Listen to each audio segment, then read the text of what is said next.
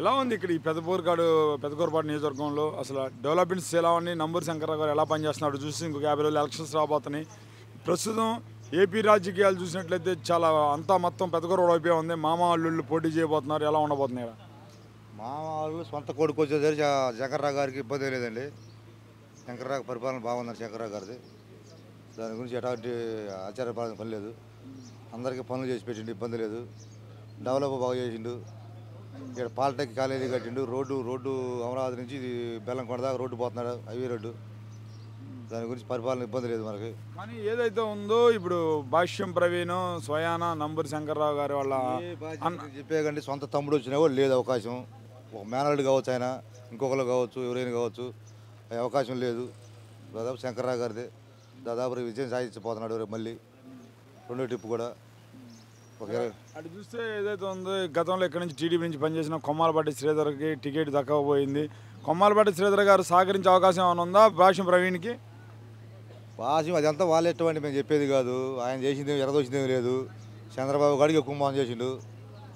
ఒక మాట చెప్పాలంటే నియోజకవర్గంలో డబ్బులు పెట్టి డబ్బులు వేయలేదు, అదొక గోల నాయకులకి.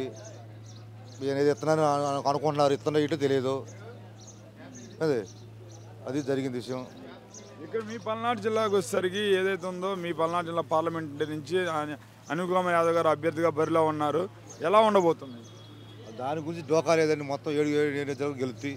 ఆయన ఎంపీ 100%. మరి ఏదైతే ఉందో నిన్నదాకా మీ పార్టీలో పనిచేసిన లావు శ్రీకృష్ణదాయలు మీ పార్టీని విడి వెళ్ళారు కదా, ఎలా ఉన్న ఆయన ఇటు నుంచి అటు పోగానే అటు నుంచి జనం దూకుతారండి. ఎట్టేస్తారు ఆయన బాగానే వేస్తారు. ఇటు జనం పెట్టేస్తారా ఓట్లు? ఇటు జనం పెట్టేస్తారండి, వేయరు. వేయకపోబట్టి మళ్ళీ ఈయనకే అనిల్ యాదవ్ కుమార్ గారికి వేస్తారు ఓట్లు. పార్టీ చూసి ఇబ్బంది ఏం లేదు. ముందు మెయిన్ మా నియోజకవర్గాలు 7 నియోజకవర్గాల్లో నంబూరు శంకర్రావు గారికి తిరుగులేదు. దాదాపు 20 నుంచి 10 దాకా వస్తాయి, 10,000 దాకా. మరి ఎలా ఉండబోతుంది ఈ రోజు నుంచి చూస్తే? ఈ రోజు నుంచి సీఎం జగన్మోహన్ రెడ్డి గారు మేమంతా సిద్ధం అని చెప్పేసి మళ్ళీ బస్సు యాత్రతో ప్రజల మధ్యకు రాబోతున్నాడు. వస్తారండి, రావాలంటే అవసరం ఉందిగా. వచ్చి చెప్పాలి ఏదో ఒకటి చెప్పి పోతారు. ఆయన పని ఏం చేస్తారు, జనం చేస్తారు, అయిపోద్ది. అది జనం వేస్తారు ఓట్లు ఫుల్గా. మరి అది చూస్తే అన్ని పార్టీలు కలిసి ఉన్నాయి కదా.